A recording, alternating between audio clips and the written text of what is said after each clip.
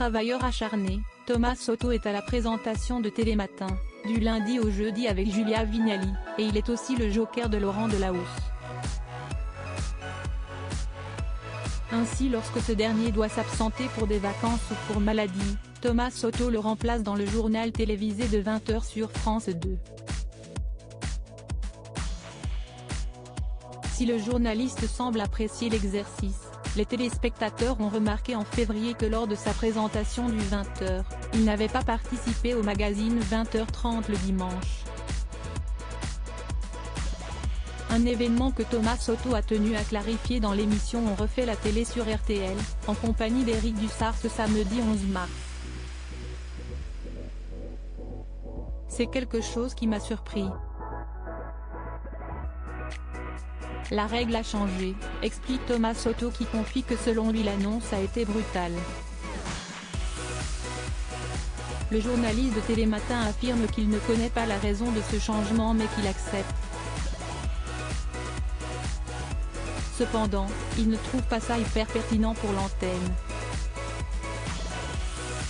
Selon certains membres de la rédaction de France Télévisions qui se sont exprimés auprès du Parisien, il semblerait que l'ambiance soit glaciale entre les deux hommes. Thomas était en colère. Il a eu avec Laurent des échanges tendus par texto. Le dialogue est rompu entre eux. Si Thomas Soto ne connaît pas la raison de ce changement, le Parisien a souhaité en savoir plus sur les motivations de Laurent Delahousse. Il l'incarne avec succès, il est très souverainiste et pas très partageur. 20h30, c'est son bébé. Il ne veut simplement pas le lâcher, confie un membre de l'entourage de Laurent Delahousse. Le journaliste tient à garder la présentation de son magazine et il est visiblement soutenu par Alexandre Cara, le patron de l'info du service public.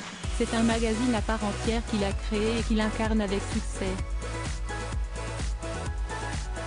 Ainsi, lorsque le journaliste sera en vacances, Thomas Soto va continuer de présenter le journal et Laurent Delahousse va préenregistrer les numéros du magazine du dimanche soir.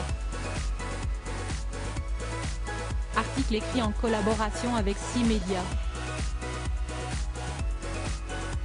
Crédit photo, Cyril Moreau.